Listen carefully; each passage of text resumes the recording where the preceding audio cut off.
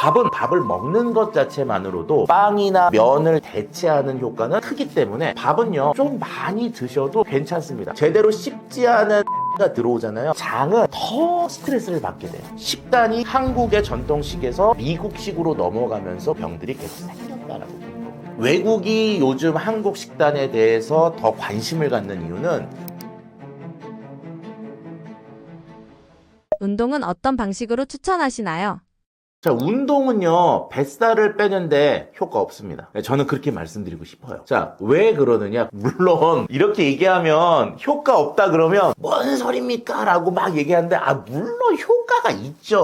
없겠습니까? 그런데, 내가 1시간 운동하는 그 운동이 주는 드라마틱한 변화보다는, 나의 일상생활 습관과 식습관을 변하게 했을 때 주는 효과가 더 드라마틱하기 때문에 운동은 효과가 없다라고 말씀을 드리고 싶은 거예요. 자, 예를 들어서 이렇습니다. 우리가 고등학교 때 배웠던 생물 시간 내용이에요. 자, 구구단만 하면 할 수 있습니다. 우리가 살을 빼는 건 뭘 빼고 싶어서 하시죠? 예, 지방이에요. 오줌만 싸도 체중은 줍니다. 체중을 줄이는 게 목적이 아니에요. 지방을 줄이는 거죠. 지방은 1g당 9kcal를 내요. 9kcal를 내요. 그럼 지방 1kg를 줄이려면 9 곱하기 1000, 9000kcal를 태워야 됩니다. 자, 9000kcal가 얼마만큼의 양인지가 느낌이 안 오시잖아요. 자, 9000kcal는요, 일반적으로 성인 남자들한테 추천됐던 하루 칼로리가 2500이에요. 하루에. 그러면 대충 보면 뭐예요? 4일치예요. 4일치를 아무것도 안 먹고 버티면 지방 1kg 빠지는 거예요. 하루 4일 내내. 그럼 만약에 우리가 운동 이런 거 있잖아요. 막 뛰어서 9000kcal를 태우려면요. 몸이 먼저 망가집니다. 이게. 자, 그래서 운동을 하면 지방이 줄고 뱃살이 준다. 아니요. 운동을 하는 그 생활 패턴의 변화가 24시간의 영향을 주기 때문에 살이 빠집니다. 결과적으로 운동은 내 생활 습관을 바꾸는 거라고 보시면 되고요. 결과적으로 뱃살이 많고 이런 분들 특징을 보면은 저같이 지금 좌식 이렇게 앉아서 생활하고 몸 움직이는 거 싫고 먹는 거 좋아하고 이러잖아요.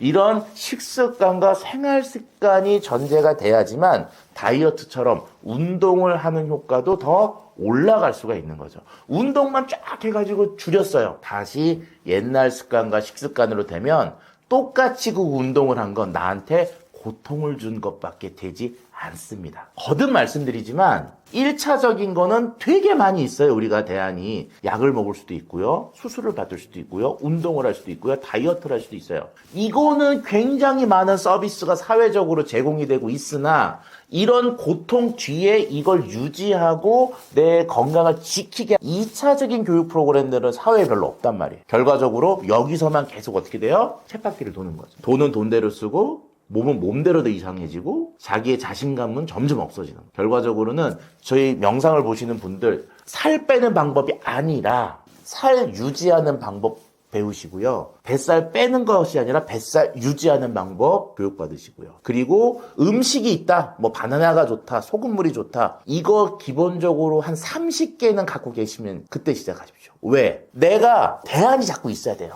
바나나만 계속 먹으면 식단 안 되잖아요. 우리가 원숭이도 그렇게는 안 먹습니다. 결과적으로는 내가 어떤 식단으로 어떻게 생활을 유지할 것인지 요거에 대한 것들을 교육받고 그걸 인지하고 그리고는 앞에 하는 게 더 도움이 되는 거죠. 그래서 저는 개인적으로 운동이 뱃살을 빼는데 도움을 준다. 그거의 도움에 대한 가능성은 생각보다 크지 않다라고 말씀을 드리고 싶네요. 안심하고 밥 한 그릇 양껏 먹어도 상관없는 건가요? 예, 맞습니다. 우리가 일반적으로 밥은 매력이 있어요. 저도 지금 이제 거의 이 식품과 관련된 걸 40년 동안 연구를 하면서 밥에 대한 누가 이렇게 교육을 별로 받지 못했어요. 밥이 좋은 거야, 나쁜 거야. 그냥 어느 순간 요즘 나 밥 나쁘다만 얘기하고 밥 다 요만큼씩 먹는단 말이에요.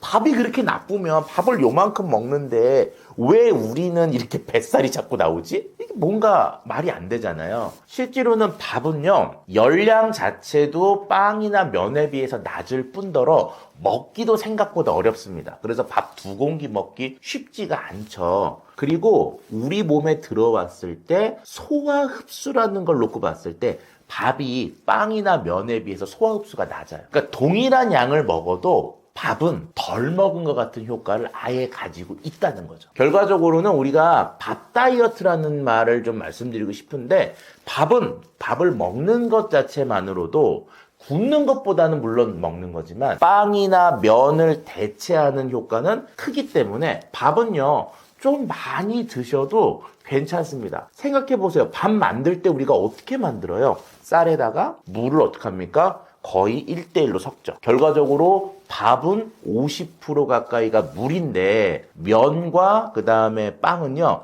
그렇게 많은 양의 수분을 갖고 있지 않거든요. 그래서 밥은 많이 먹게 되면 그만큼 나는 물을 먹고 있다. 밥은, 그러니까 내가 하는 쌀은 양이 적다라고 보시면 되고, 죽으로 만들다거나 아니면 그 된밥들 있잖아요. 이렇게 먹으면 더욱더 물의 양은 올라가니까 많이 드셔도 상대적으로는 적게 드신 것 같은 대체 효과가 있죠. 밥을 많이 먹고도 뱃살 뺄 수 있는 방법도 있나요? 자, 그러면은요, 밥을 먹고 뱃살을 뺄 수 있는 방법. 이때 운동과 생활 습관들이 들어가시는 거예요. 그러니까 미국에서 가장 뚱보가 많은, 뚱보라 그러면 괜찮겠죠? 뚱뚱한 사람이 많은 주가, 텍사스 주라고 합니다. 텍사스 주 사람들 보면은요, 저 정도 가면 어디서 명함을, 이런 얘기가 나와요. 기본적으로 한 200kg 가까이 되는 남자들 굉장히 많고요. 근데 그 텍사스 사람들의 공통적 특징이 뭐냐면, 일단 단 것을 많이 먹고요. 그 다음에 열량을 어마어마하게 먹습니다. 하루에 한 9,000kcal 먹어요. 그러니까 일주일치 먹습니다, 우리. 그리고 세 번째가 차로만 움직여요. 이유가 뭐냐?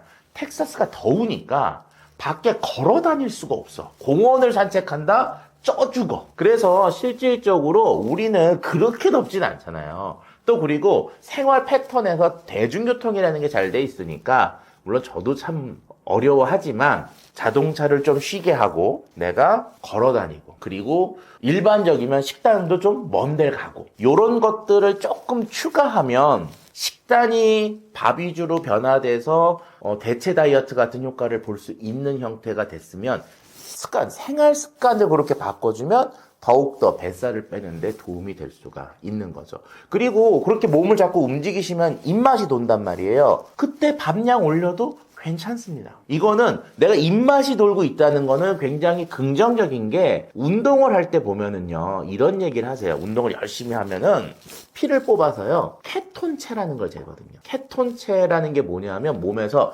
지방이 탈 때 나오는 물질이에요. 그러니까 얘가 만들어지면, 너가 지금 운동을 열심히 잘하고 있고 지금 몸에서 뱃살가들이 잘 빠지고 있는 중이야 라고 보거든요. 생활을 그렇게 바꿔놓으면요, 내가 막 운동을 이렇게 안 해도 케톤체들이 점점 몸에서 만들어지게 됩니다. 그러면 당연히 에너지가 부족한 상태잖아요. 그럼 당연히 몸은 더 많은 에너지를 달라고 해요. 그때 탄수화물을 주시는 거는 도움이 돼요. 그때 굶으면 되지 않겠냐? 굶어도 되죠. 하지만 굶는 것보다는 그때는 오히려 밥량을 늘리면서 서서히 지방을 태우고 탄수화물도 섭취하는 그런 패턴으로 바꿔주시는 것도 좋습니다. 그래서 식단이 조정이 됐다? 그러면 생활 습관을 바꿔주시는 것이 필요하죠. 그때 가장 중요한 건 일상생활에서의 운동량을 늘리는 게 중요합니다. 잡곡밥과 흰쌀밥 모두 상관없나요? 그럼 이제 이런 얘기를 해요. 쌀, 밥 그러면 백미 말고 현미나 잡곡을 먹어야 되는 거 아니냐라고 하는데요. 아니요. 백미 기준입니다. 자, 백미가 우리 말씀드릴 때 기준이고요. 현미와 잡곡은 극단적 다이어트라고 개념을 보시면. 그러니까 내가 백미가 간헐적 다이어트면 이 현미나 잡곡은 안 먹는 절식형 다이어트라고 보시면 돼요. 그만큼 둘의 차이가 큽니다. 왜냐? 현미가 드시면 까칠하잖아요. 무슨 얘기냐? 먹으면 소화가 거의 안 된다고 보셔도 되게 안 됩니다. 그러면 우리 그 사람들은요, 소화가 안 되잖아요. 아무 일 없으신 것 같죠? 아니요. 스트레스 받아. 일단 씹을 때 까끌까끌한 느낌이 있으면 우리가 어때요? 오래 씹으면 된다. 아니, 우리 한국 사람들요, 제가 밥 한 10번 씹는 분 별로 못 봤습니다. 대부분 다 한 번, 두 번, 세 번, 네 번 꿀떡 이렇게 가거든요. 그러면 제대로 씹지 않은 현미가 들어오잖아요.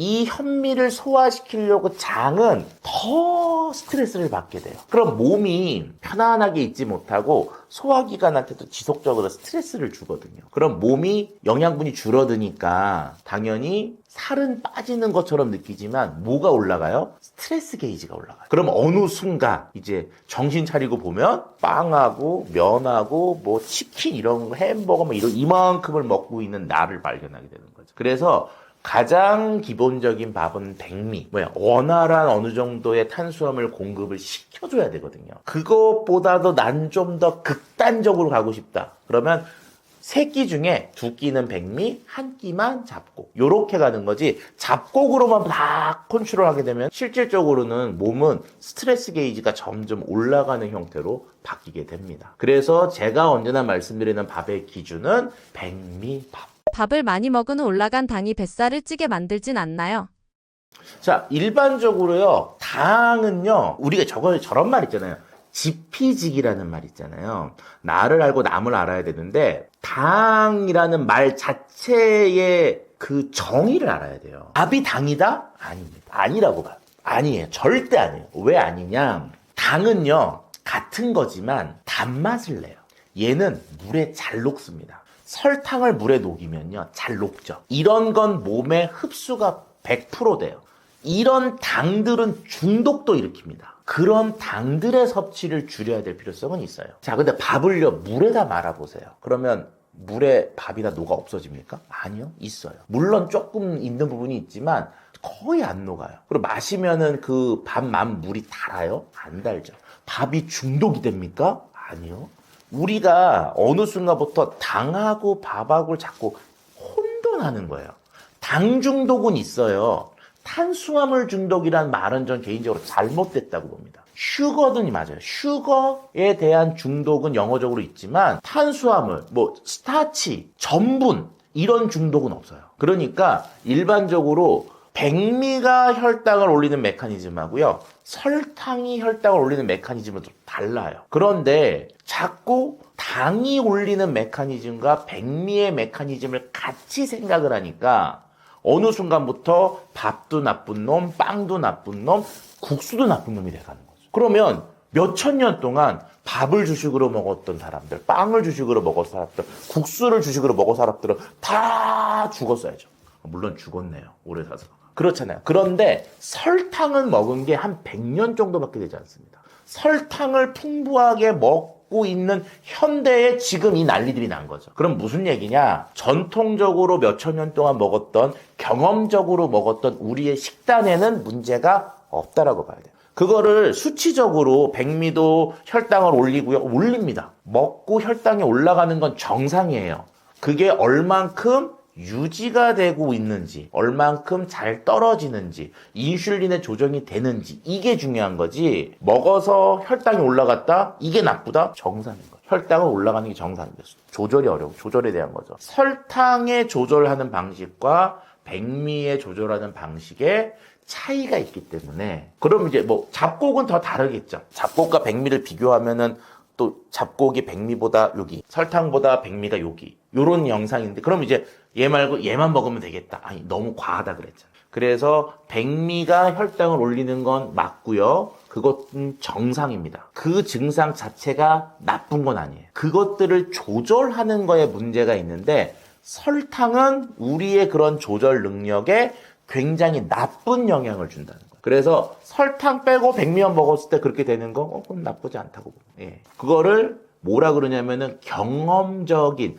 임상적인 영양학이라 그래요. 그러니까 우리가 과학적으로 해석해서 딱 하는 게 아니라 수천 년 동안 인간들이 먹어왔던 것에서 알게 된 정보라고 보는 거예요. 그래서 밥이 갖고 있는 장점들 여러 가지가 있거든요. 이것들을 현대과학으로 풀어라? 다 못 풉니다. 그런데 경험적으로 그것들을 풀어보는 거죠. 고혈압, 고지혈증, 고혈당을 특히 주의해야 하는 이유는 무엇인가요?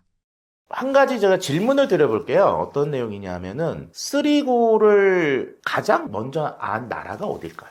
쓰리고라고 하는 병에 대해서 가장 위험하다고 인식이 됐던, 그리고 대안을 세웠던 나라, 미국이죠. 그러니까 미국이 그 위험성을 언제 알았을까요? 우리가 알고 있는 비만, 뭐 당뇨 이런 것들이 국민들한테 큰 영향을 줄 수 있다는 걸 언제 알았을까요? 생각보다 얼마 안 됩니다.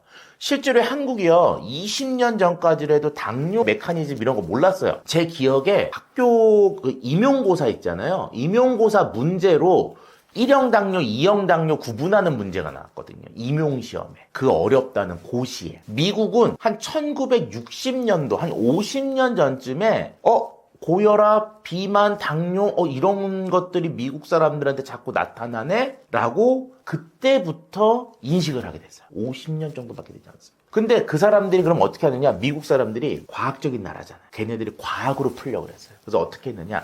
약도 만들어보고, 처방도 만들어보고, 치료법도 만들어보고. 결론이 뭐냐? 약으로 치료가 되지 않는다였어요. 약으로 치료가 되지 않으니까 어떻게 할까? 그래서 그때 나온 대안 중에 하나가 음식으로 치료하자는 거예요. 여기서 우리나라 사람들이 조금 착각하는 게 그럼 음식을 먹으면 약처럼 낫느냐? 그게 아니고요. 식단을 바꿔주는 거였어요. 그때 나왔던 대안이 뭐냐면 동아시아, 즉 한국과 일본, 뭐 대만, 그리고 이제 중국의 이쪽 그 동쪽 편 여기에 있는 밥을 주식으로 하는 식단들을 환자들한테 먹였죠. 그 결과 드라마틱한 변화가 생깁니다. 거의 모든 환자들의 저게 개선이 되고요. 그 다음에 약을 복용하지 않아도 되고요. 또 하나는 그 식단을 유지하는 동안에는 재발도 되지 않았어요. 이게 듀크 대학에서 만들어진 결론이에요. 우리나라는 그 연구 결과를 그때는 관심이 없었죠. 왜? 60년대 우리는요, 당뇨라는 게 있지도 않은 나라였으니까. 그리고 우리는 그 식단을 쭉 먹고 있었던 거예요. 계속.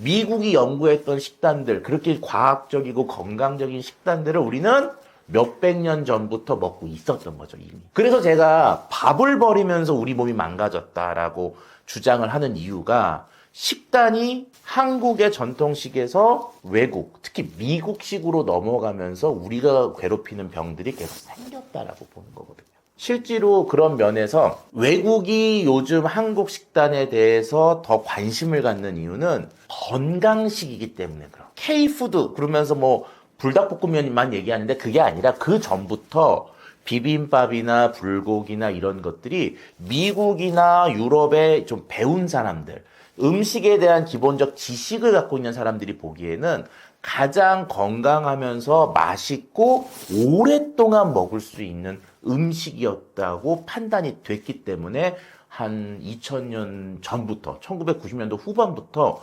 한식에 대한 관심이 계속 올라왔고 그게 한 20년 30년이 지난 현재 K푸드라고 빵 터진 거죠. 이게 갑자기 터진 게 아니고요. 조금씩 누적이 됐던 게 터진 거고 그 근거에는 한식의 건강성이라고 하는 베이스가 깔려있는 겁니다. 결과적으로 한식으로 회귀하는 게 지금 상황에서는 뱃살을 줄이는 그리고 뱃살을 줄인 다음에 유지하는 가장 좋은 방법이라고 할 수가 있죠. 밥과 함께 먹는 반찬은 어떻게 먹는 걸 추천하시나요?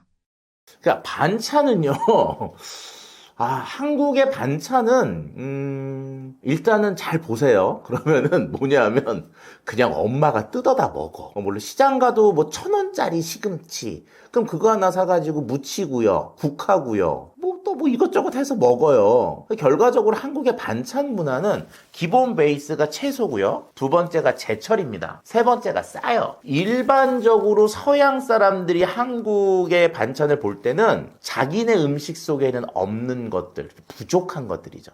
그것들을 많이 먹는 민족이라고 볼 수가 있어요. 최근에는 제가 조금 이게 너무 과하다라고 생각이 들긴 하는데 왜? 어느 순간부터 채식 위주의 우리의 부식, 우리 채식만 먹지 않았습니다.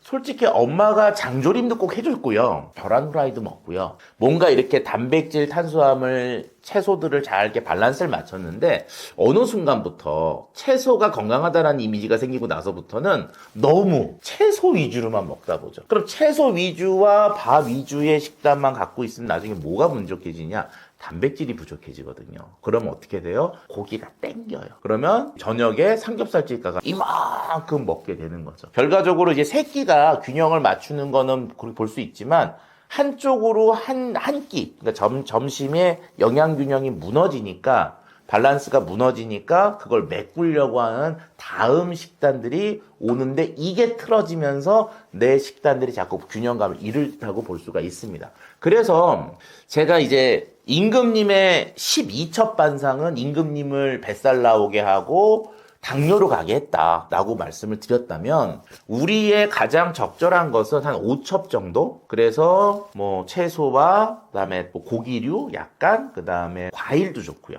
요런 세 가지가 들어가고 그다음 하나가 더 낙농 제품, 우유류 요런 것들이 들어가 있는 반찬 시스템으로 들어가게 되면 영양학적으로는 가장 이상적인 곡류, 채소류, 과일류, 낙농류, 그다음에 미트류, 고기류 요 5가지를 다 갖고 있기 때문에 그렇게 맞춰보는 게 좋지 않을까라고 생각이 들고요. 그런 것들을 하는 게 실제로는 영양학과의 학생들이 배우는 학문이라고 볼 수가 있죠. 뱃살이 생기는 주요 원인은 무엇인가요? 뱃살이 생기는 주요 원인은 일단 먹는 거겠죠. 아무래도 먹는 건데 그럼 조금 먹으면은 뱃살이 안 생기느냐? 아니, 조금 먹을 수가 없습니다. 대한민국 사람들은. 왜? 식탐이 굉장히 많은 민족 중에 하나예요. 우리가 여행을 갔을 때 경치 좋은 어라운드 뷰 이것도 중요하지만 한국 사람들 제일 중요한 게 뭡니까? 먹는 거예요. 어디 맛집이래더라. 또는 어디 가서 그건 꼭 먹어봐야 된다더라. 그런 어떤 본능적인 식탐이 있는 사람들에게 먹지 마세요. 조금 드세요. 이게 가능하겠습니까? 절대 불가능합니다. 교수님께서 추천하시는 뱃살 빼는데 도움이 되는 식단에는 무엇이 있나요? 그래서 오늘 저는 실질적으로 뱃살을 빼게 하는 생기는 원인은 정해져 있어요. 뭐라고요? 식단이에요. 식단. 먹는 방식에 문제가 있는 거예요. 그러면 조금 먹으면 되냐? 소식하면 되냐? 소식이 안 된대도요. 그러면 어떡하란 말이에요? 그쵸? 물론 저도 한 뱃살 갖고 있습니다. 뱃살을 한 25년 같이 살다 보니까 얘의 습성을 좀 알겠더라고요. 그래서 저는 오늘 자신 있게 제가 생각하는 뱃살을 줄이는 방법에 대해서 우리나라 역사 속에 나와 있는 한 인물을 토대로 해가지고 그분이 그렇게 먹었기 때문에 그랬다는 것을 좀 알려드리는 시간을 갖고자 합니다. 뱃살로 굉장히 유명한 분이 한 분이 계신데 그분의 정체는 바로 이분입니다. 자, 세종대왕이. 세종대왕은요, 현대인의 식단을 그대로 갖게 했던 분이셨어요. 일반적으로 당시의 역사적 얘기를 보면 선대왕이 죽으면 후대왕은 한 3년 가까이 육식을 못 했거든요. 근데 세종대왕은 육식을 너무나 좋아하는 사람이다 보니까 3대 왕인 태종이 죽기 전에 내가 죽어도 저놈은 고기를 먹게 해라 라고 예언을 했을 정도로 세종대왕은 고기 반찬을 엄청나게 먹던 분입니다. 자, 첫 번째 팩트를 하면 세종대왕은 고기를 많이 먹고 좋아했던 분이에요. 두 번째 또 하나를 알아야 될 게 우리나라는요, 반상이라는 게 있었어요. 이 반상이라고 얘기하면 사람들이 흔히 양반과 상놈이라고 생각하는데 그게 아니고요. 몇 첩 반상 이런 거 있잖아요. 3첩 반상, 5첩 반상, 9첩 반상 이런 거. 반찬을 몇 가지 놓고 먹느냐에 대한 것들을 얘기하는 겁니다. 왕은요, 일반적으로 12첩 반상을 먹었어요. 왕만 먹을 수 있습니다. 만약에 앞에 계신 PD님이 조선시대 때 12첩 반상을 먹잖아요? 역모예요. 왜? 왕의 밥상을 탐한 것만 갖고 왕의 옷을 입은 거하고 똑같은 거거든요. 왕의 집에서 사는 거하고 똑같습니다. 뭐예요? 역모죠. 그런 문화가 명확했던 때예요. 세종대왕은 매일 엄청나게 많은 반찬 속에서 밥은 요만큼 먹었겠죠. 흡사 우리가 먹는 백반집의 반상을 갖고 드셨던 분이 세종대왕. 이분이 52세 정도에 돌아가시는데 죽기 전에 당뇨가 심했고요. 매번 온양온천에 가서 눈을 닦았어요. 우리가 흔히 영화 같은 거 세종대왕의 영화를 보면은 뭐 뿌리 깊은 나무 뭐 이런 것들인가 아니면 옛날에 장영실 나왔던 그런 그 영화를 보면 이분이 말년에 앞이 안 보이니까 당뇨병성 망막병증 같은 게 생겼고 눈이 안 보이니까 온천물로 눈을 씻는 장면이 나와요. 결과적으로 현대인들이 갖고 있는 현대병에 의해서 돌아가신 거죠. 당연히 어떻게 했어요? 뱃살이 있으셨을 거예요. 여기서 알 수 있는 게 뭐냐? 반찬을 많이 먹고 운동을 안 하고 고기를 많이 먹는 식습관은 뱃살과 직결된다는 얘기예요. 자, 이해되셨죠? 자, 그러면 일반 사람들은 어떻게 먹었을까? 이분들은요, 삼첩반상 정도 드세요. 반찬이 3개밖에 없어. 뭐 김치, 뭐 그다음 장아찌, 뭐 그다음에 뭐 나물. 그럼 당연히 반찬이 없으니까 어떻게 되겠습니까? 예, 밥을 많이 먹었죠. 그래서 제 쌀밥 한 상에도 나와 있는 사진이지만 우리가 흔하게 알고 있는 이 조선 후기 이제 뭐 100년 전쯤에 중인이 갓을 쓰고 밥상을 이만한 밥을 먹고 있는 게 있어요. 사람들이 그러고 야 저거 5인분은 되겠는데? 근데 그 중인의 얼굴을 보십시오. 슬림해. 예, 살이 없어요. 당연히 뱃살도 없겠죠. 밥을 매일 이렇게 먹는 분이 오히려 살이 없대요. 여기서 제가 말씀드리고 싶은 건 뭐냐면 밥을 밥대로, 즉 주식을 주식대로 먹는 분들, 기타 등등을 잘 안 먹으면 뱃살이 줍니다. 우리가 뱃살을 늘릴 때 자꾸 주전부리 같은 거 늘리는 거죠. 그래서 가장 뱃살에 나쁜 식단, 물론 폭식이지만 우리가 먹는 정상적인 식단에서는 반찬 가지수를 늘리면 늘릴수록 내 뱃살은 생길 가능성이 높아지고 밥의 양, 빵의 양을 늘리면 늘릴수록 그리고 기타 등등등을 줄이면 줄일수록 점점 내 뱃살은 줄어들게 된다라고 말씀을 드릴 수가 있어요. 간헐적 단식이나 그냥 굶어서 뱃살 빼는 것에 대해서는 어떻게 생각하시나요? 일단은 굶는 거와 간헐적 단식은 개인적으로는 저는 못할 것 같아요. 왜 그러냐? 독해야 하거든요. 굶는다고 굶주림이라고 하는 거, 우리가 알고 있는 사람 중에 유명한 분 중에 최배달이라고 혹시 아십니까? 바람의 파이터. 이분이 일본에서 했던 인터뷰 내용에서 보면은 그 소도 때려잡고 말도 때려잡고 하는 뭐 일본 최고의 무도인, 최고로 강한 남자가 자기가 살아가는 과정 중에 가장 무서웠던 게 뭐냐라고 얘기하면 배고픔이다. 그 배고픔을 이기면서 굶고 간헐식 단식하고 안 먹고 이런 거 진짜 독하지 않으면 못하거든요.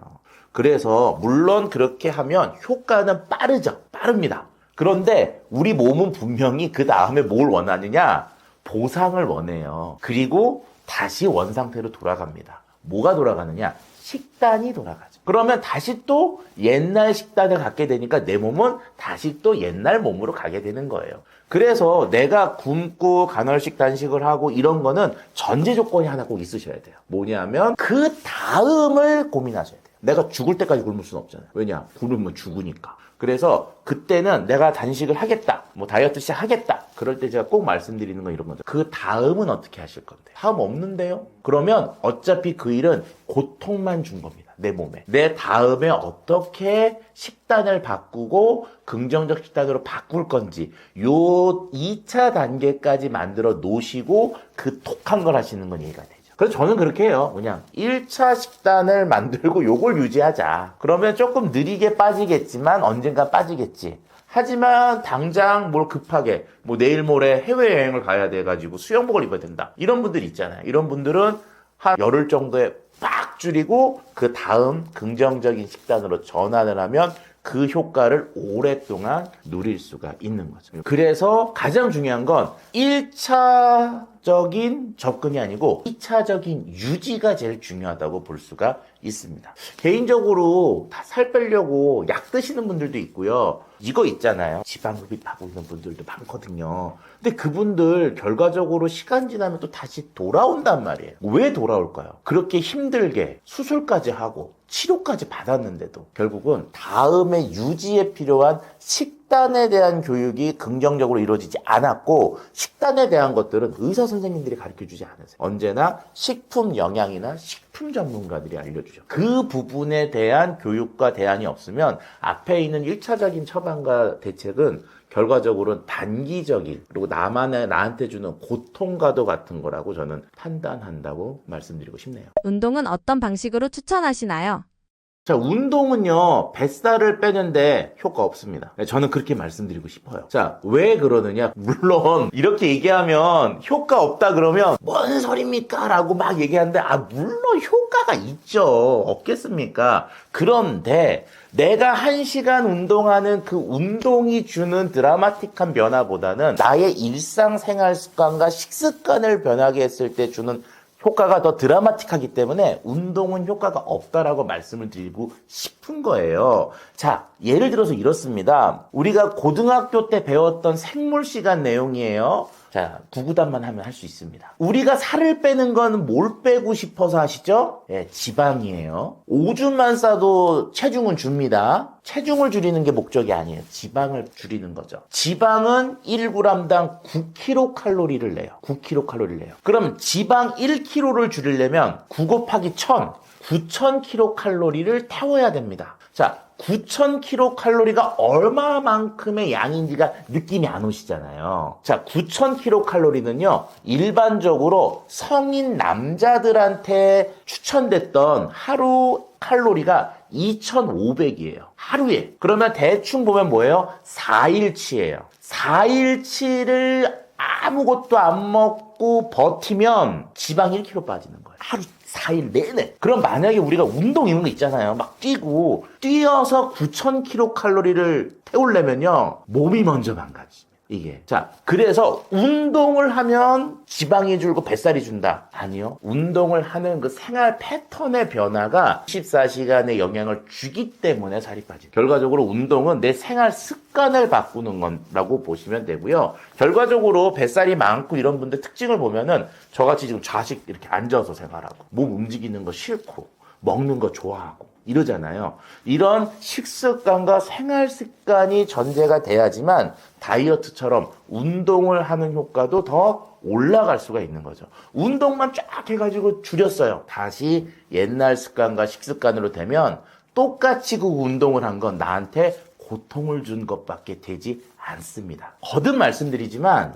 1차적인 거는 되게 많이 있어요. 우리가 대안이 약을 먹을 수도 있고요. 수술을 받을 수도 있고요. 운동을 할 수도 있고요. 다이어트를 할 수도 있어요. 이거는 굉장히 많은 서비스가 사회적으로 제공이 되고 있으나 이런 고통 뒤에 이걸 유지하고 내 건강을 지키게 2차적인 교육 프로그램들은 사회에 별로 없단 말이에요. 결과적으로 여기서만 계속 어떻게 돼요? 쳇바퀴를 도는 거죠. 돈은 돈대로 쓰고 몸은 몸대로 더 이상해지고 자기의 자신감은 점점 없어지는 거예요. 결과적으로는 저희 영상을 보시는 분들 살 빼는 방법이 아니라 살 유지하는 방법 배우시고요. 뱃살 빼는 것이 아니라 뱃살 유지하는 방법 교육받으시고요. 그리고 음식이 있다. 뭐 바나나가 좋다. 소금물이 좋다. 이거 기본적으로 한 30개는 갖고 계시면 그때 시작하십시오. 왜? 내가 대안이 자꾸 있어야 돼요.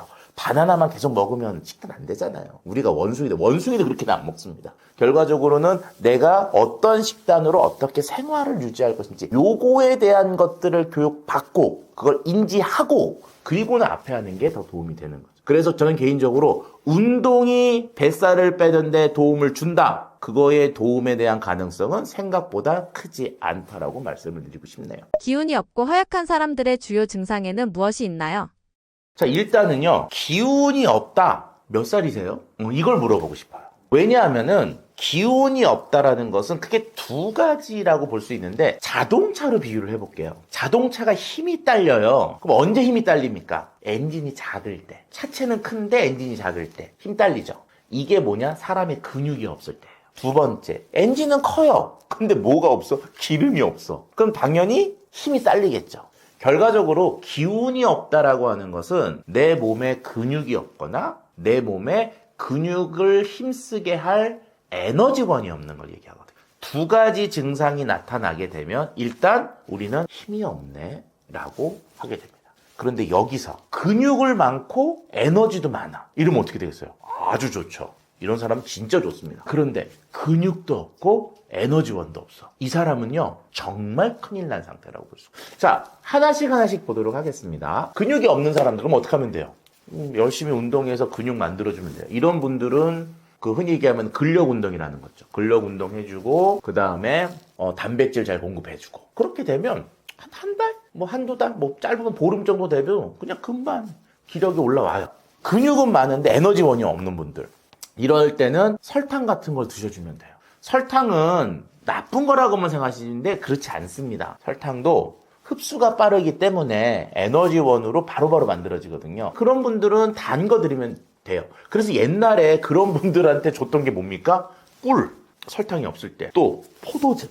과일즙 같은 게 먹으면 달달하잖아요. 설탕물 먹는 거하고 똑같아요. 그러니까 내가 운동해서 가빠도 좀 있고 이런데 갑자기 힘이 없다. 그럼 일단 그런 당분을 좀 공급해주면 또 바로 회복이 됩니다. 하지만 가장 나쁜 게 언제라고요? 근육도 없고 에너지도 없을 때. 이때 에너지가 없는 게 음식으로 공급이 돼서 올라오면 다행이지만 이런 분들은 올라오지 않을 수도 있어요. 그러면 힘도 없고 그마저 있는 근육을 옮겨줄 에너지도 없는 거죠. 이런 분들이 나중에 노인화에서 나오는 허약한 노쇠한 현상이라고 볼 수가 있는 겁니다.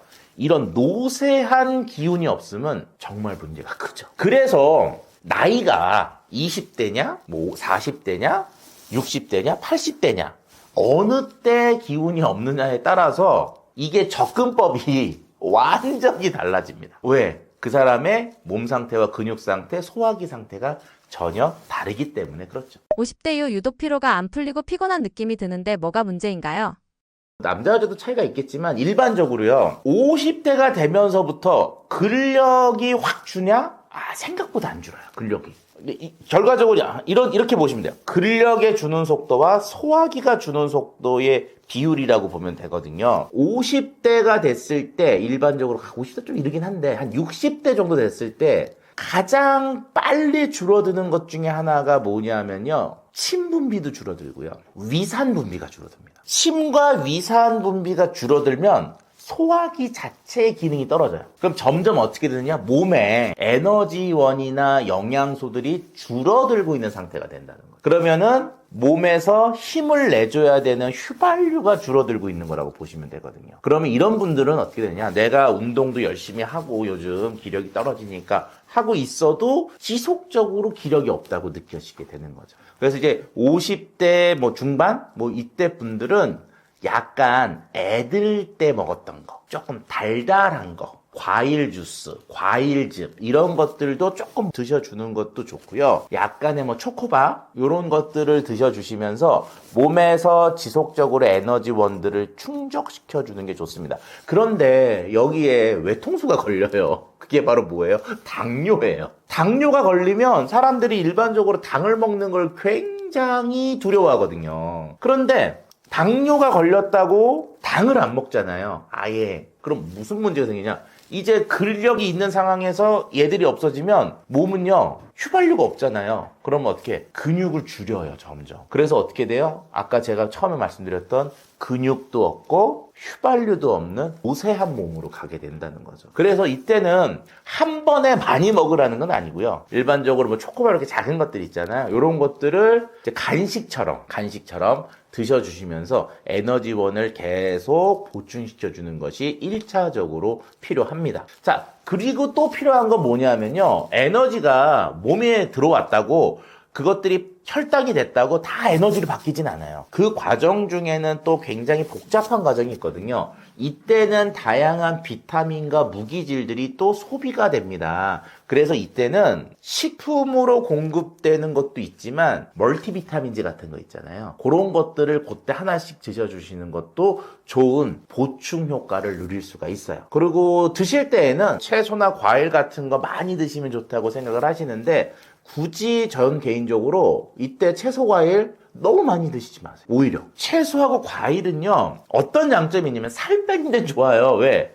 얘가 음식물의 이동 속도를 부스트업 시켜줍니다. 그럼 내가 음식을 먹고요 한 5시간 이렇게 소화가 돼서 내려가야 되던 거를 과일이나 채소를 많이 먹어주잖아요. 이게 한 4시간밖에 안 걸리게 간다는 거예요. 자, 그러면 어떤 장점이 있느냐? 단점이 될 수도 있고 장점이 될 수도 있는데 소장이 있잖아요. 음식물이 들어가면서 얘가 접촉이 돼야 돼요. 접촉이 돼야지만 소화도 되고 흡수가 되는데 음식물이 너무 이렇게 휙 하고 지나가니까 소화 흡수되는 시간이 부족하단 말이에요. 그럼 어떻게 됩니까? 점점 소화율과 흡수율이 내려가죠. 그럼 가뜩이나 몸에 영양소와 에너지원이 부족해지고 시작하는 그런 소화 기능이 떨어지는 나이인데 여기에 채소 과일까지 넣어가지고 시간까지 촉박하게 하면은 결과적으로 몸은 점점 더 에너지원과 영양소 공급에 제한을 받을 수밖에 없게 되는 거죠. 그래서 이런 경우는 오히려 과일과 채소의 섭취를 필요 이상으로 늘리지 말고 오히려 적정 수준이나 그 이하로 좀 줄여주시고요. 그리고 정제가 잘 되어 있고 흡수가 잘 되어 있는 흔히 얘기하면 살찌게 하는 그런 음식들의 양도 살짝 올려주는 것이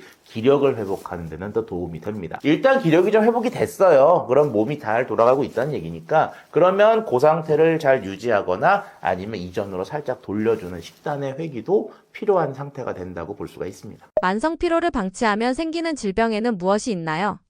일단 만성 피로라는 것의 정확한 어떤 상태를 우리가 인지하셔야만 되는데요. 사람은요, 일을 해요. 일을 하면요, 몸이 다쳐요. 몸이 다치면요, 회복을 해야 돼요. 회복을 언제 할까요? 잘 때 합니다. 잠이 부족해지면 피로해진다 그러잖아요. 잠이 부족해서 회복이 아주 안 되고 누적돼 있는 상태. 그걸 만성 피로라고 한단 말이에요. 그럼 어떤 거죠? 몸이 많이 다친 상태. 아주 안 좋은 상태죠. 이게 등산 갔다 와서 3일 동안 힘들다? 이거는 만성이라고 안 그러죠. 그냥 피로예요. 한 3일 정도 잘 먹고 쉬면 풀어지는데 만성 피로는 이게 너무 오래되다 보니까 몸이 지금 그 상황을 정상이라고 인지하는 거예요. 그러면 정상으로 회귀가 안 되죠. 그래서 만성 피로에 들어간 분들이 오랫동안 하루 종일 잠을 자도 몸이 회복이 안 된다 그래요. 왜? 이미 몸이 다쳤고 이런 거예요. 이만큼 회복이 돼야 되는 게 만성 피로 때문에 이게 정상이라고 생각을 한 거예요. 그러면 자다가 여기까지 됐잖아요. 그럼 얘는 정상을 유지했다? 이렇게 생각할 수 있는 거예요. 우리는 당연히 여기까지 회복이 될 거라고 생각하는데 여기까지만 회복하고 마는 겁니다. 그런데 이게 나이를 먹으면 아무래도 이게 다 내려가잖아요. 이게 내려가다 보니까 회복력이 늘어지는 것도 있고 하다 보니까 이 수치가 점점 내려간다고 보시면 돼요. 그러니까 20대처럼 하루나 이틀 자면 몸이 이만큼 다 회복이 될 거다 기대할 수가 없는 거죠.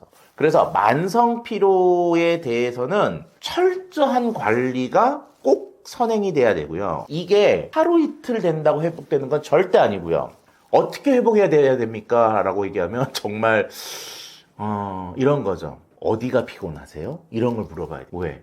예를 들어서 몸을 막 이렇게 움직이시는 분들 있잖아요. 그럼 어디가 힘들까요? 근육이 힘든 거고요. 가만히 이렇게 타자치고 하시는 분들 같은 경우는 머리가 피곤하실 거고요. 어느 기관과 어느 조직이 필요한지에 따라서 이분들의 만성 피로를 해결해야 되는 방법들이 좀 달라질 수도 있고 그때 들어가는 영양소나 음식의 양도 달라질 수가 있는 거예요. 그래서 만성 피로는 내가 회복을 못 시켜서 주로 잠을 못 자거나 내 능력 이상의 일을 했을 때 그런 것들이 누적이 돼서 오는 거고 건강적으로는 아주 나쁜 상태다라고 판단을 하시면 되겠습니다. 피곤함 없고 건강한 삶을 살기 위해 꼭 지켜야 하는 것과 절대 하면 안 되는 것들은 무엇이 있나요? 일단은 당연시 하면 안 된다라고 생각이 들어요. 그게 뭐냐면 남자분들 같은 경우는 대부분 다 이렇습니다. 이거 만성 피로로 가는 지름길 하이웨이예요. 왜? 잠을 못 자잖아요. 특히 사무직하는 분들한테는 결정타라고 볼 수가 있습니다. 뇌는 잘 때 회복이 되는데 자는 과정에서 호흡이 안 되면 뇌로 올라가는 산소가 줄어요. 뇌는 회복이 안 됩니다. 그래서 이상하게 잤는데 20대 때는 개운해 뭐 이제 영화 장면 있잖아요. 커튼 쫙 치면서 상쾌한 아침이에요. 이렇게 되는데 요즘은 이렇게 된단 말이에요. 이게 왜? 호흡이 안 좋아서 잠을 못 자면 1차적으로 몸이 피로하게 되고 그 피로들은 뇌에 누적되게 되고 신경 조직을 지속적으로 괴롭히면서 몸의 모든 신경을 피곤하게 만들어요. 그래서 가장 중요한 거는 잠을 자는 건데 제가 이런 말씀 아까 드렸잖아요. 당연시하게 생각하지 말아라. 이게 뭐냐? 코 고는 게 당연하다라고 생각을 하시면 안 돼요. 근데 의외로 남자분들은 다 고니까 그냥 당연하다고 생각하는데 절대 그렇지 않습니다. 그래서 코를 골지 않고 수면하는 데 도움이 되는 극단적인 방법이라도 어떻게든 보셔야지만 만성피로를 줄일 수가 있어요. 두 번째, 여자들은 또 반대예요. 여자들은 수면과 관련된 것에서 가장 나쁜 거가 불면증입니다. 불면증이에요. 그래서 여자분들 중에는 코를 그렇게 심하게 고는 분은 없거든요. 대신 잠 못 이루죠. 잠 못 이루는 것도 똑같아요. 자야 회복이 되는데 못 자니까 다음날 당연히 뇌가 무거워요. 그럼 어떡합니까? 커피 들이켜 마시죠. 카페인으로 신경을 겁나 자극줘요. 그럼 어떻게 돼요? 신경이 쉬어야 되는데 오히려 더 채찍질을 하니까 더욱더 신경이 빨리 노화가 될 수가 있겠죠. 그래서 여성분들 같은 경우는 일반적으로 잠을 자게 하는 방법들을 자꾸 이제 남자들보다 더 잘 추구하십니다. 그래서 이게 암막 커튼 같은 것도 키시고요. 주위에 소리 나는 거 다 없애고요. 빛도 최대한으로 줄이고요. 마사지 같은 것들을 이렇게 할 수 있는 기구 같은 것도 자꾸 푸시고요. 이런 방법 다 좋습니다. 그리고 뭐 따뜻한 우유 개인적으로는 싫어해요. 우유를 드시는 건 좋지 않습니다. 예, 왜? 소화기관을 못 쉬게 해요. 오히려. 그래서 따뜻한 우유 같은 건 도움이 좀 안 되지만 따뜻한 물 같은 거는 괜찮다고 보거든요. 그래서 여자와 남자 모두 다 잠을 잘 자려고 하는 것에 최대한 노력하는 것이 만성 피로를 예방하고 빨리 탈출하는 가장 좋은 방법이라고 생각이 듭니다. 피로 개선에 도움을 줄 수 있는 음식에는 무엇이 있나요? 만성 피로에 좋은 음식과 나쁜 음식은요, 지금 만성 피로를 느끼시는 분들이 아침에 드시는 거를 피하셔야 돼요. 이게 무슨 얘기냐? 내가 피곤함을 느끼고 있는데 오늘 일을 해야 돼요. 그러면 어떻게 하죠? 커피 같은 거 마시죠. 당연히 안 좋습니다. 아침에 먹는 게 도움이 된다라고 하는 것들은 저녁엔 다 안 좋아요. 왜? 나를 잠을 깨우는 것들이잖아요. 아침에 달달한 주스 한 잔 좋습니다. 전 좋다고 생각해요. 왜? 에너지를 확 줘야지만 확 업이 되니까. 근데 이거 저녁에 먹으면요, 갑자기 잠자고 쉬어야 되는 몸에 휘발유를 들이부어요. 그럼 당연히 몸이 어떻게 돼서 이렇게 확 하고 업이 될 거 아니에요. 그래서 아침에 졸린 걸 깨기 위해서 먹는 것들은 저녁에 드시는 건 다 나쁘다고 보셔도 돼요. 다 나쁘고. 대신 잠을 잘 유도할 수 있는 거에서 아까 이제 일반적으로 따뜻한 우유 이런 거 먹잖아요. 솔직히 비밀을 말씀드리면요, 따뜻한 우유가 잠을 유도하는 이유를 몰라요. 어떤 성분이 있는 것도 아니고요. 모르겠어요. 그래서 저는 개인적으로 뭐라고 판단을 하냐면요, 메모리예요. 기억이에요. 우리도 모르는. 심리학자 친구하고 얘기를 하니까 그 친구도 동의를 하더라고요. 뭐냐?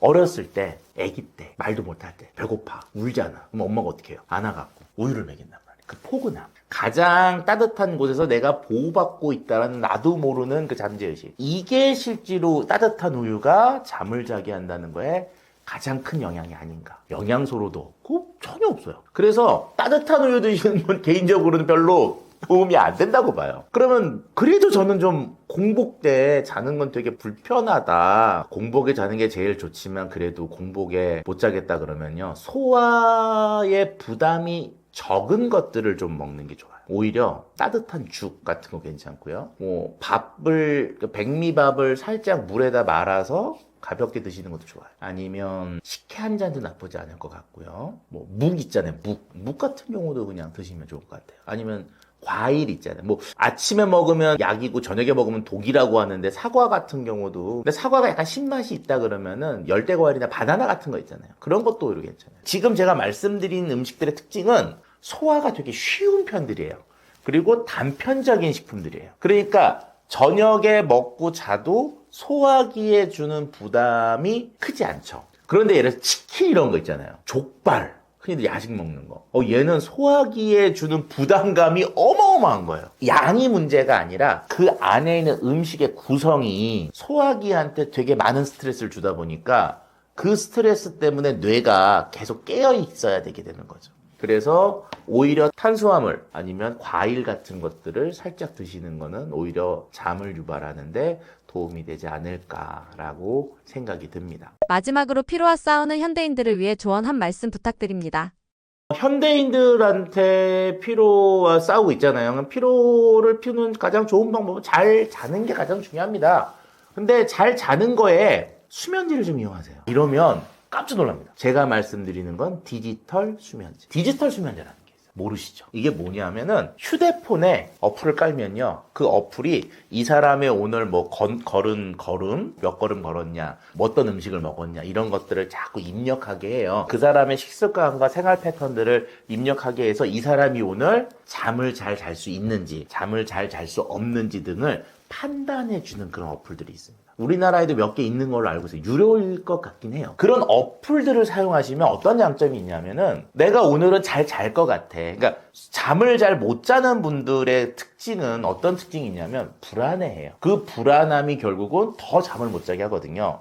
그런 것들을 스마트폰들이 이 사람의 생활 패턴들을 해서 잘 잘 수 있는지 없는지를 판단해 주는 거예요. 그럼 그 판단을 갖고 내가 오늘은 나 그냥 잘 잘 수 있겠네. 안심이 될 수도 있고요. 아니면은 가벼운 유도제를 좀 먹어야 된다고 하네. 그런 것들에 도움을 받아야 되겠구나라는 것을 판정해 주는 거예요. 그런 것들 하나도 잠을 잘 못 자는 분들한테는 크게 도움을 준다고 하더라고요. 실제로 한 5년 전부터 서울 강남에 잘 가보시면은요, 수면 클리닉이 엄청나게 많이 들었어요. 이게 무슨 얘기냐? 지금 수면 관련되어 있는 의료 시스템은 핫한 감자라고 할 수 있는 거죠. 뜨거운 감자예요. 앞으로 더 많아지겠죠. 그리고 더 다양한 방식들이 제한이 될 거고요. 그런 것들을 나한테 맞는 걸 빨리 찾아서 나한테 적용하는 것이 중요하다고 봅니다. 내가 내 스스로 코골이를 막고 불면증을 치료할 수 있으면 가장 좋겠으나 인류는 몇 천 년 동안 그거를 그렇게 완벽히 잡았다는 얘기를 못 들었어요. 그러면 앞으로 미래의 기술한테 그것들을 의존해야 될 필요성이 있으니까 고민하지 마시고 주위에 두루두루 이런 정보들을 좀 얻어보시고 논리적으로 설명이 안 되면 따라가지 마셔도 돼요. 제가 말씀드린 뜨거운 우유는 별로 그렇게 도움이 안 되는 것 같다라고 말씀드린 것처럼 과거에 이랬더니 그렇더라가 아니라 논리적이고 과학적인 것들로 설명이 되는 현대의 수면법 등을 좀 찾아서 적용해 보시는 것이 좋지 않을까라고 생각을 제 마지막 말씀을 드리고 싶네요. 식탁 위에서 들기름, 참기름 같은 전통 기름을 올리는 습관이 실제로 혈당이나 혈관 건강에 어떤 영향을 주나요? 줄 수도 있고 주지 않을 수도 있습니다. 이제 그 이유가 기름은 기름을 대체할 수가 있거든요. 들기름과 참기름은 결과적으로 눈에 보이지 않는 식용유 같은 것들을 대체할 수가 있는데 식탁 자체에 식용유의 비중이 높지 않은 사람의 경우는 이걸 대체한다고 효과를 볼 수는 없겠죠. 하지만 식용유의 비율이 너무 높은 분들, 또 그거를 대체할 수 있는 식단을 가지고 있는 분들은 들기름이나 참기름을 드시는 게 도움이 된다고 볼 수가 있습니다. 예를 들어서 우리가 먹는 음식 중에 기름 함량이 굉장히 높은 음식이 있습니다. 하지만 기름이 있는 줄 몰라요. 그 속에. 뭐냐면 바로 라면입니다. 그리고 치킨이에요. 튀기게 되면 기름 함량이 올라가거든요. 그런데 거기에 들어있는 식용유는 냄새도 없고 향도 없기 때문에 기름이 들어있다는 걸 우리가 인지할 수가 없죠. 예를 들어서요, 기름 범벅이로 만든 계란 후라이 먹었다고 기름 때문에 미치겠다라고 생각하는 분들은 없습니다. 자, 이런 분들 같은 경우에서는 백숙을 하고 들기름, 참기름을 넣는다든지 소면을 하고 들기름, 참기름을 넣는다든지 이런 방법을 통하면 기존에 눈에 보이지 않는 기름을 많이 줄일 수 있는 방법이 되죠. 결과적으로는 기름은 기름으로 대체할 수 있지만 생각보다 쉽지는 않습니다. 매일 아침에 들기름이나 참기름을 먹는 것만으로도 혈당 조절에 도움이 되나요? 자, 우리가 일반적으로 기름 열풍이 지금 불고 있거든요. 전문가적인 입장에서 봤을 때 식품업계에 기름을 소분하는 업체들이 엄청 늘었어요. 왜 그러느냐? 과거에는 들기름, 참기름, 올리브유 이런 것들 1리터나 2리터 형태로 팔다가 요즘 이렇게 탁 뜯어서 한 입에 탁 먹는, 아침에 한 입 먹는 요런 작게 분류하던 소분, 그런 상품이 인기가 커졌거든요. 그래서 그런 업종들이 엄청나게 늘었는데 개인적인 상황에서 봤을 때는 아침에 기름 한 수를 먹는 게 건강에 그렇게 도움이 될까라고 하는 거에는 약간 물음표가 좀 가게 됩니다. 하지만 전혀 도움이 안 되냐? 이건 또 아니라고 볼 수가 있는 게 일단 우리가 허기가 지잖아요. 그럼 허기가 지면 두 가지 방식의 영향을 받습니다. 첫 번째는 혈당이 떨어졌다. 두 번째는 배가 비었다. 자, 이럴 때 우리가 사탕 하나를 먹게 되면은요, 조금 허기가 달래져요. 왜 그러느냐? 사탕을 통해서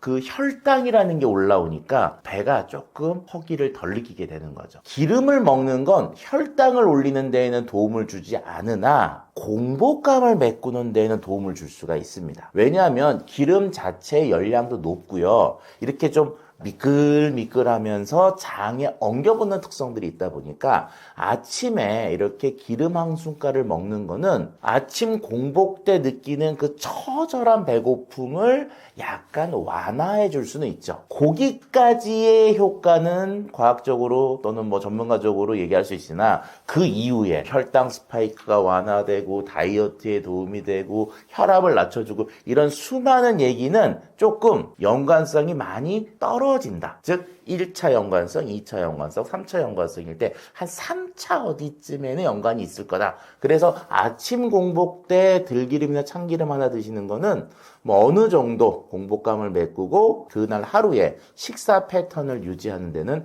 도움을 준다고 볼 수가 있습니다. 매일 아침 실천할 수 있는 쉬운 방법은 무엇인가요?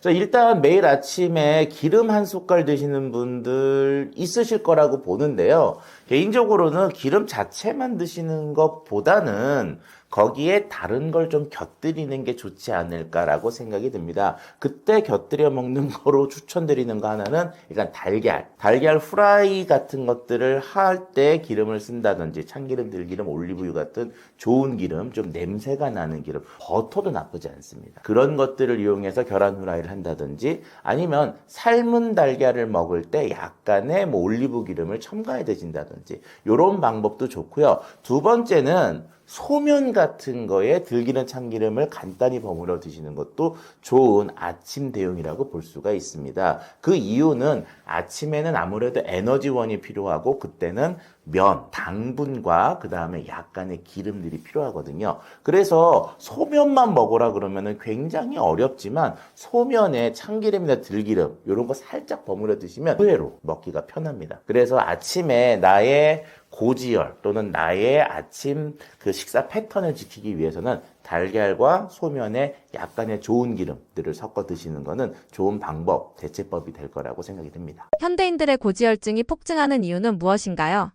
우리가 일반적으로 쓰리고라고 부르는 병이 있죠. 첫 번째가 고혈당, 고지혈증, 고혈압. 요 세 가지를 현대인의 쓰리고라고 얘기하는데 이 세 가지 병은 약간씩 다르지만 한 가지 공통점을 갖고 있습니다.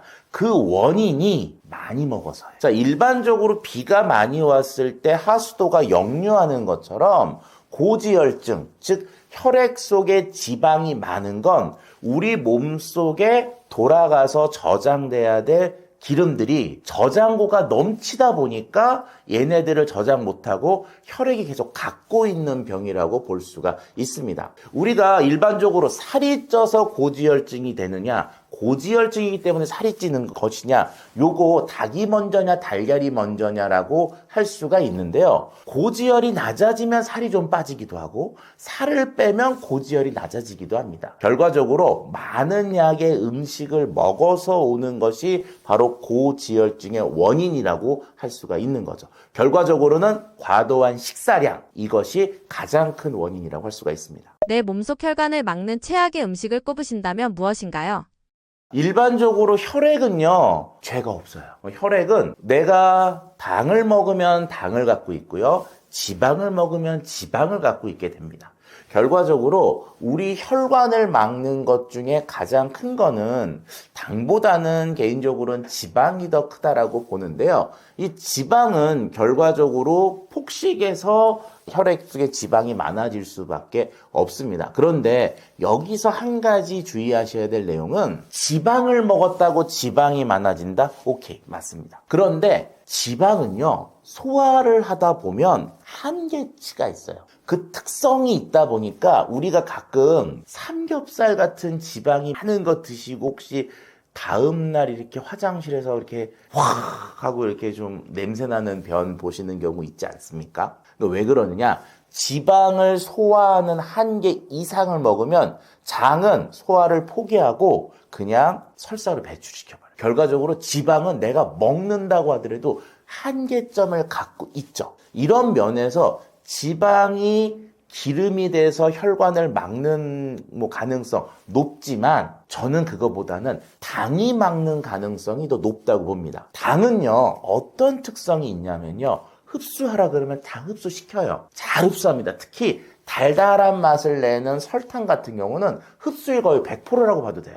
근데 얘네들은 당으로 저장을 시키는지 못하고요, 지방으로 바꿔서 저장을 하는 특성이 있습니다. 그렇기 때문에 고지혈에 가장 큰 영향을 주는 식품은 물론 한 가지를 콕 집을 순 없겠으나 지방이 주가 되는 고기보다는 오히려 입에서 단맛을 주는 설탕과 같은 당이 많이 들어있는 음식들, 대표적인 건 음료라고 할 수가 있죠. 탄산음료 아니면 아주 달달한 크림이 들어가 있는 빵, 이런 설탕이 오히려 더 혈관을 막는 가장 주요한 식품이 아닌가라고 생각이 듭니다. 지방과 기름을 건강하게 먹는 방법은 무엇인가요?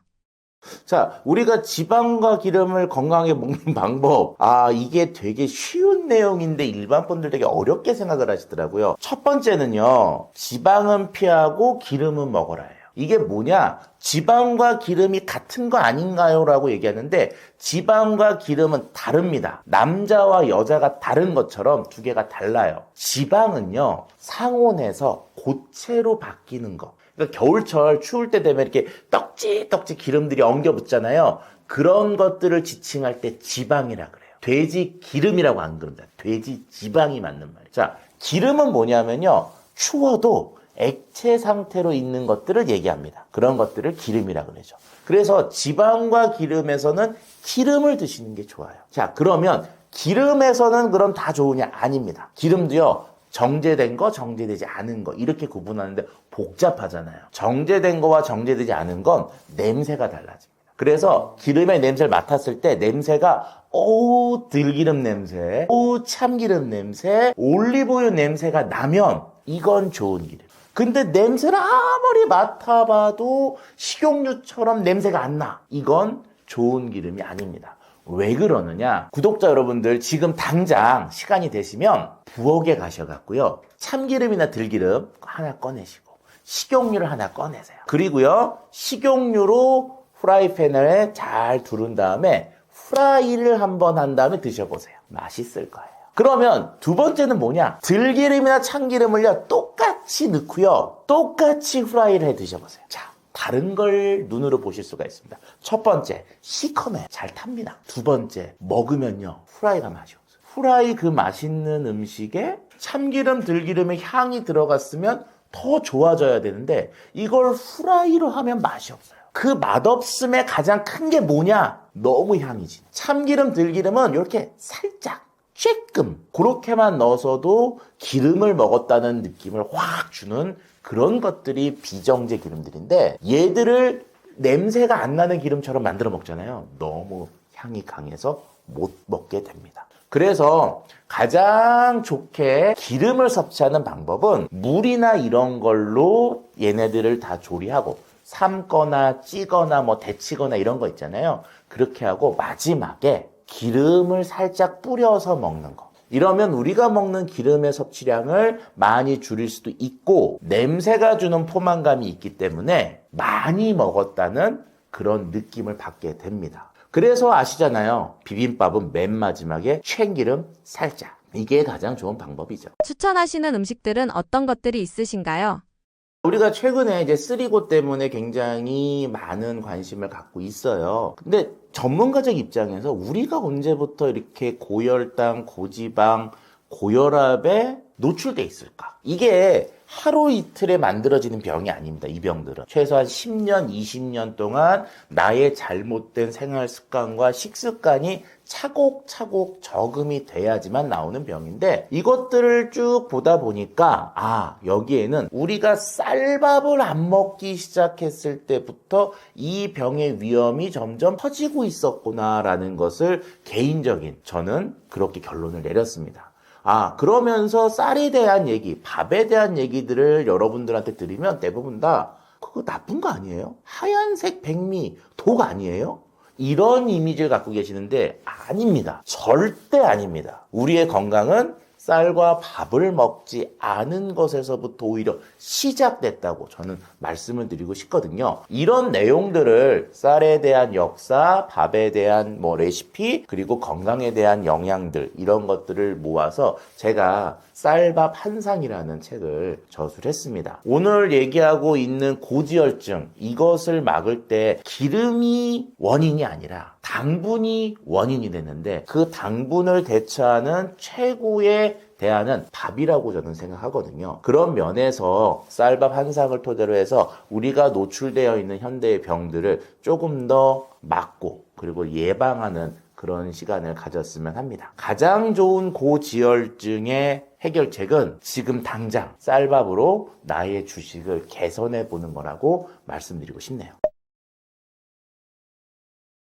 자, 안녕하세요. 저는 식품생명공학 박사로 방송에서 방송활동을 하고 있는 방송인 겸 교수 차윤환입니다. 현재는 경기대학교 대체의학대학원에서 식품 치료 관련된 것을 대학원생들한테 강의를 하고 있습니다. 유튜브에서 다양한 건강과 관련된 정보들과 식품과 관련된 정보들을 식품학적인, 식품 전문가적인 입장에서 설명을 드리는 유튜브들을 만들고 있고요. 최근에는 여러 가지 현대 질병들의 원인을 개인적으로 연구하다 보니까 우리가 먹는 주식에 그것에 문제가 있다고 판단을 했고 그런 주식의 문제점들을 없앨 수 있는 대안으로 저는 밥이 가장 중요하다고 판단을 하고 그와 관련된 쌀밥 한상이라는 책을 최근 집필해서 출판을 했습니다. 이 책은 쌀에 대해서 우리가 몰랐던 여러 가지 역사적인 그리고 건강적인 내용과 밥을 쉽게 만들어 먹고 밥을 왜 중요하게 먹어야 되는지 마지막으로 한상, 즉 밥상이라는 우리 전통의 문화에 대한 내용들을 쉽고 폭넓게 말씀해 드리는 그런 책이고요. 이 책을 읽어보시고 내가 밥을 잘 챙겨 먹고 내 건강을 지키겠다라고 하는 의지를 좀 올리셨으면 하는 생각에서 이 책을 집필하게 됐습니다.